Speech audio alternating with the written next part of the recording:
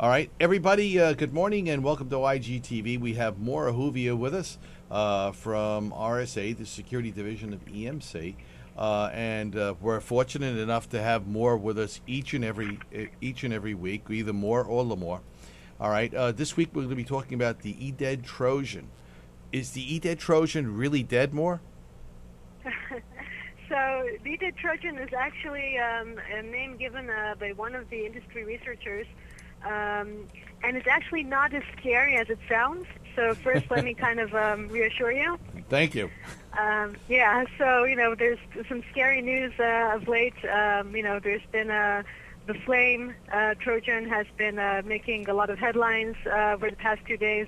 So this is really benign compared to that. Oh, okay. All right. But the reason I did want to talk about it and bring it up is because it it gives a nice idea of the concept of geo-targeted spyware.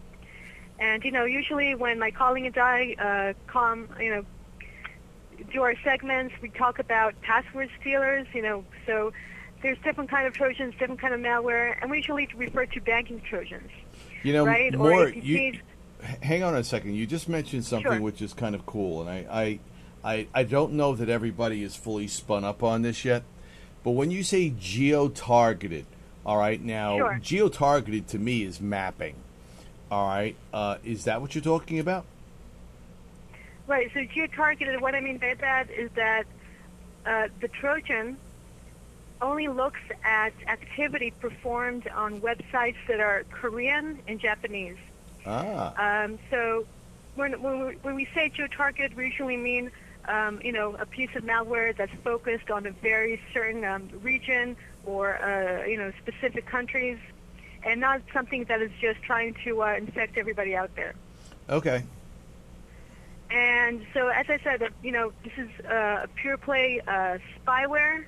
And spyware can mean a lot of different things to different people. Right. So today, when I talk about spyware, I mean a form of code whose sole purpose is to look at your browsing habits and collect information on those habits. So, all the EDED Trojan is basically designed to do is look at your activity, an infected user's activity, when it goes to any one of the several dozen websites that are based in Korea or Japan. So if I'm a Japanese or Korean consumer accessing an online banking site, an online retailer, maybe my free webmail account, that's the kind of information that I will want to see. I want to see what kind of information am I looking at when I access a targeted banking site. Am I looking for a 10-year mortgage rate? Am I looking for annual interest rates? So, or if I've accessed an online retailer, am I looking for a certain brand or a certain size? So that's the kind of information that this Trojan seems to be after. Wow. All right. So it's basically looking at a lot of browsing activity, huh? Right, and it's it's interesting because somebody has gone to the trouble of writing the code, propagating the spyware, and the EDED Trojan happens. It seems to be propagated as a certain kind of browser toolbar. It's what's called a browser helper object. So it writes itself as an add-on for Internet Explorer browsers. So it only affects Internet Explorer users.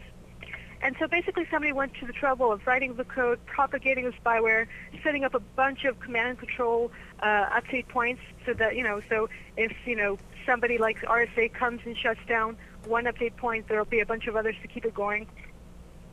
And as I said, all this trouble, somebody's gone through all this trouble, and all it's doing is looking at the keywords entered into certain Korean and Japanese websites, and it's looking at a certain, a list of several dozen websites, as I said, banks, online retailers, and the reason, it makes you wonder, why would somebody go to all that trouble? Who's behind this Trojan? Right. Why would they target just Microsoft, just Japan, just Korea?